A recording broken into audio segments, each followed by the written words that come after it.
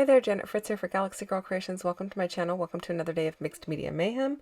And I am using some Kit Conspiracy supplies today, which is basically my background paper. It is from the Spectrum Sherbert collection. The inspiration we have today for Mixed Media Mayhem is by Julie Taylor for Bramble Fox, and it's a super cute layout. I didn't do the stitching, but I kind of did some paint splattering to capture these the photos here that I have of the girls painting.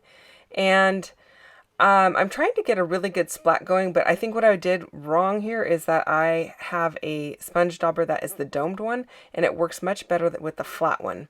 The domed one tends to like suck back up the liquid. I don't know, it just wasn't working. Either that or wasn't using enough water. But by the end of it, I got it down. And it was working fine.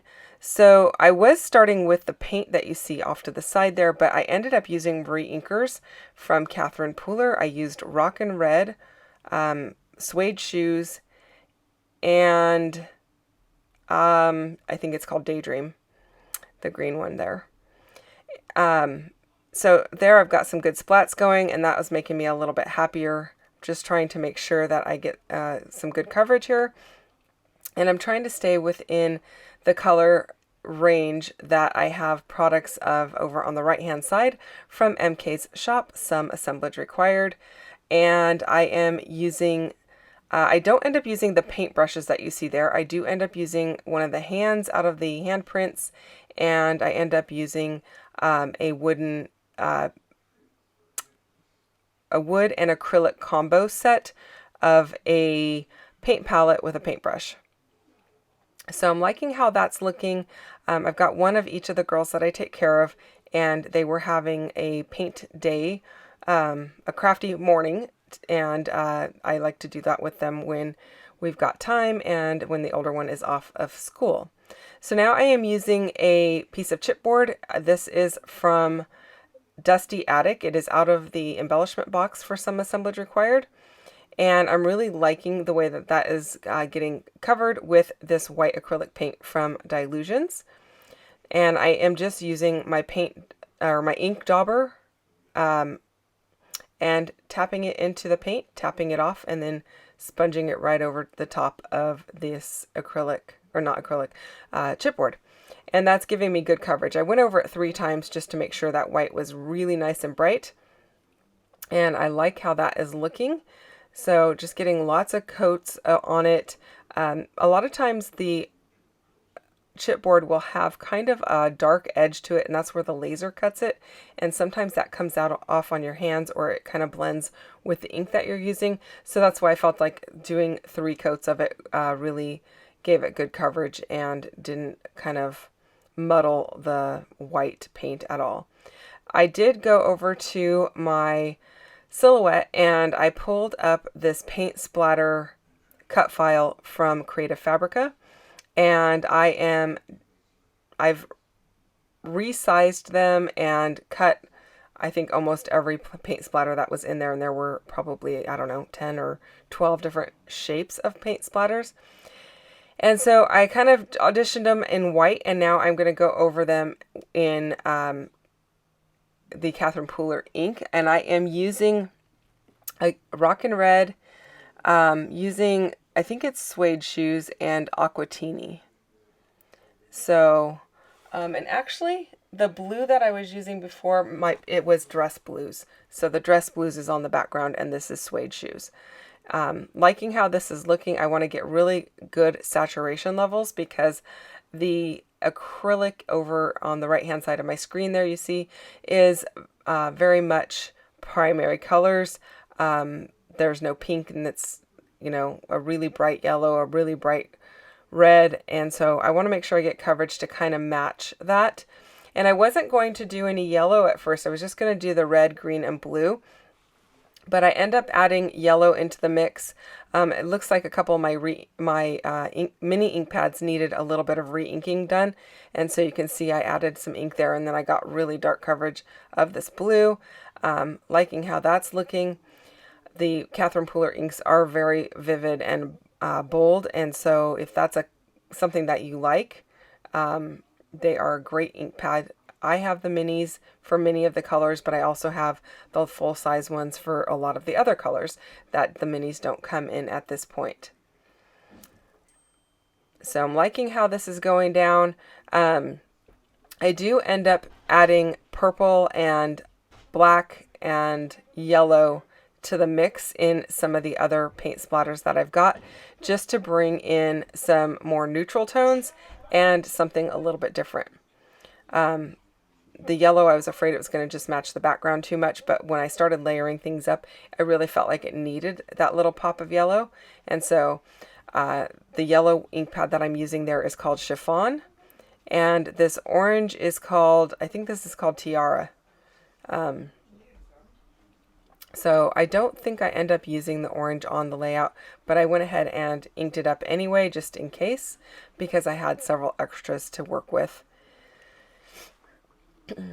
The purple that I'm using is called Glam. That is also another Catherine Pooler ink, and those are the full-size ones that you see there. I really like that shade of purple. It's really kind of a dark color, and I really thought it worked well to kind of mute down. Oh, the orange was Tiki Torch, not Tiara. My apologies. Anyway, it kind of muted down the bright colors that I had going on, so that purple was very helpful in that respect. I hadn't done the black yet, but I will get to that. I will realize that I need it pretty quick here because I've got so many bright colors going on. It was a little bit overpowering and a little overwhelming to the eye. So I do feel like this white chipboard is really helpful in kind of toning things down as well, but it definitely needs something more. And adding that orange was not the answer. So the orange does not make the cut. Now, I'm liking how this is looking so far. I just know that it needs something different, and this is about probably when I figure out, you know what, I think it needs some black. So I'm going to keep layering these up. I'm just trying to see which sizes work best where, and when I choose the black, which size I want to do with that. And so the black, I'm actually going over it with Blackjack, which is more of a gray color from the Catherine Pooler stuff or inks. And then I did go over it again because once it soaks it up, you can see it kind of goes to a gray, but I did go over it again with some Black Soot Distress ink just to darken it even further, because I want it to be a really bold, crisp black and not that charcoal gray kind of color that I've got going on right now. And so there I've added the white, and I think that really helps the whole thing. And I like the way that that's looking, so I am going to go with that. I do like the addition of the purple here in the midsection, so I will keep that there, but I don't end up adding purple in all of the sections. I think I just add it to the top and the middle section there. Now that wooden piece that says Crafty, that is also from MK's shop, some assemblage required, and I'm going to ink that up with some black ink. I used the Blackjack on it again, and that seemed to stay black because it's wood, so maybe didn't soak in quite the same way, but that's going to be my title. And here's the paint palette, and each one of those little holes in the paint palette has a little acrylic piece that fits in.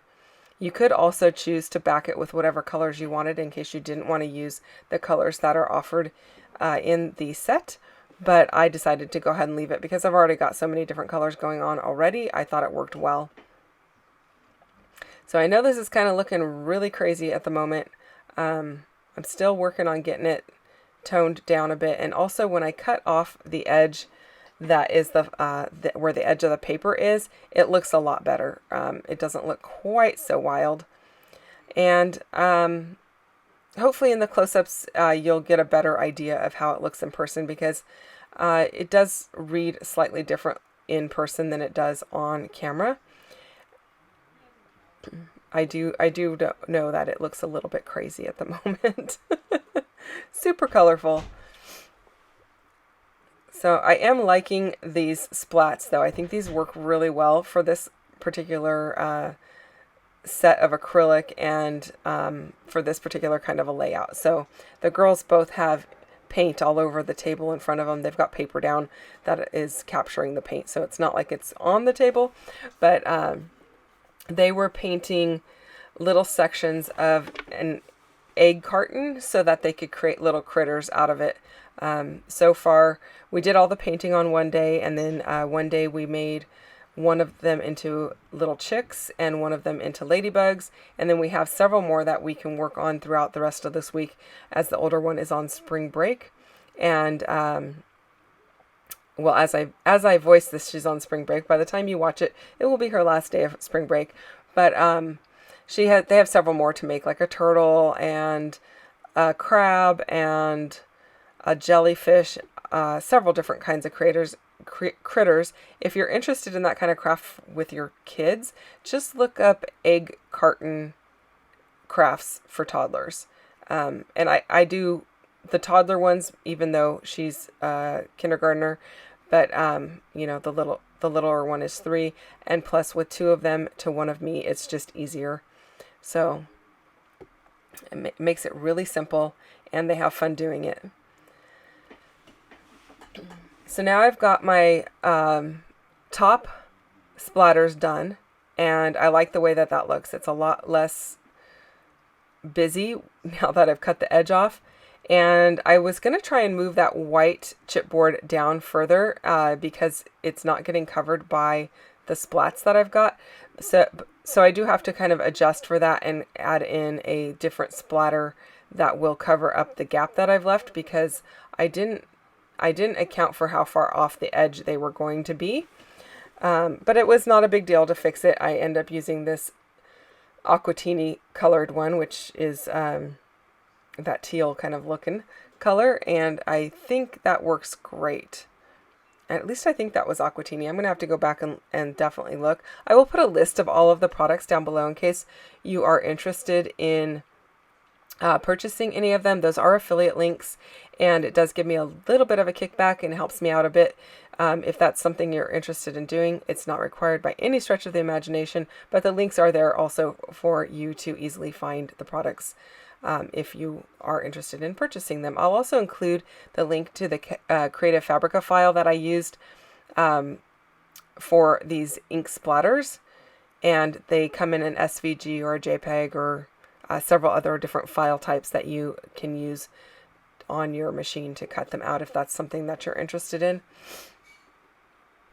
You could also alternatively just print them on your printer and then hand cut them out. So varying options available.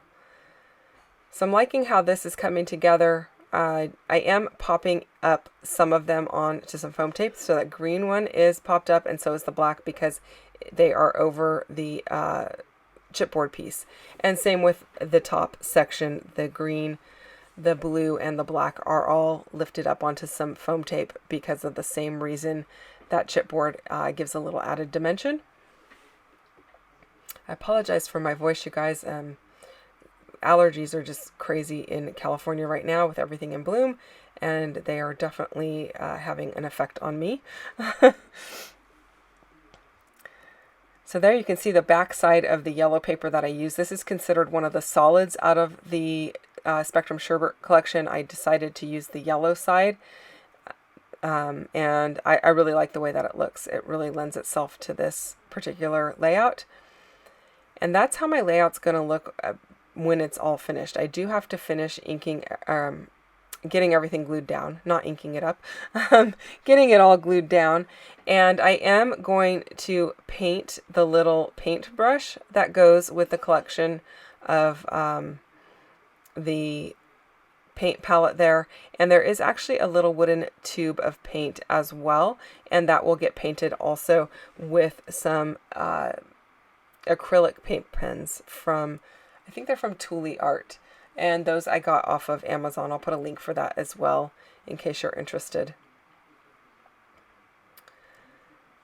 So I'm just going to use my Nuvo Deluxe adhesive to adhere everything down. This glue is my favorite glue by far. Works really well, dries relatively quickly. In fact, so quick that I couldn't pick up that other piece of chipboard to move it. But that's okay. It all works out in the end here, you guys. I'm just trying to get it so that a little bit more of the white chipboard shows, and that's why I'm kind of dragging it up a little bit and then dragging the title work down a bit. And I like the way that that looks. And maybe I didn't end up adding any purple to the other sections. I may have just added it to the center. So yeah, I think I just put it behind the title and then at the top left-hand corner of the left-hand photo, just to bring in another color that had some depth to it and wasn't quite so bright as the other ones. I also really liked the way that that black paint splatter sits underneath this wood veneer piece. The wood veneer from MK's shop is also adhesive backed, so you just peel the backer off of it and you're good to go.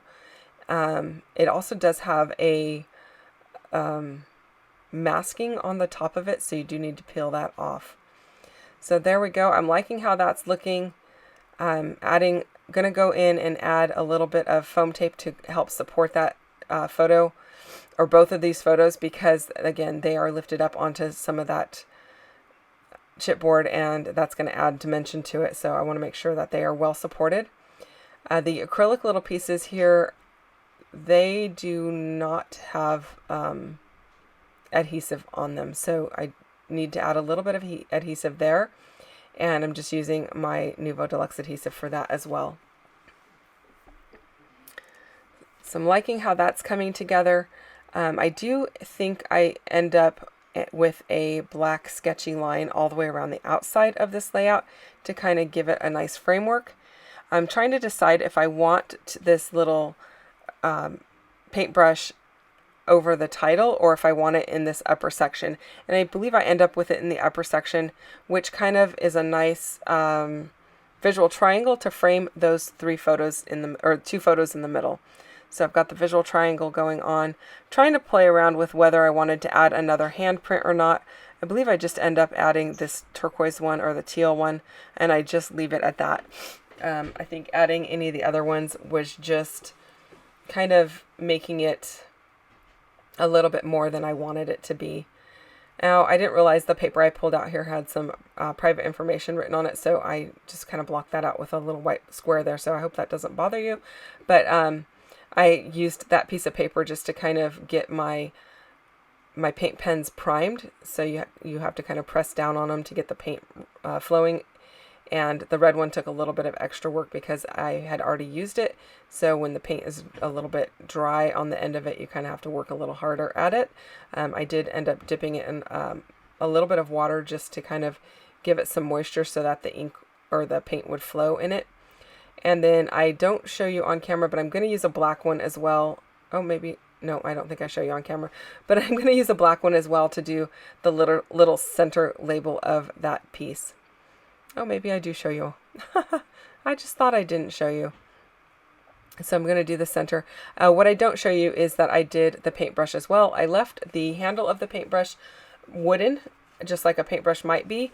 And then the little piece that holds the paint or the brushes in is gray, and then I put a little bit of red on the very tip of it. And here I'm just outlining the entire thing with some black Muji ink. If you are not somebody who follows Mixed Media Mayhem, I highly encourage it. There is a link in my description box down below that you can go to the Facebook page for Mixed Media Mayhem and play along with us the last Friday of the month. And then we do layouts every Friday of the month for you to check out.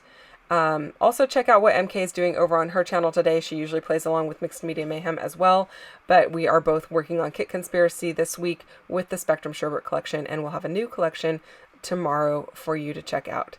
Thanks so much for watching, you guys. I hope you enjoyed this video. If you have questions or comments, leave them down below, and I'll get back to you as soon as possible. See you soon. Bye-bye.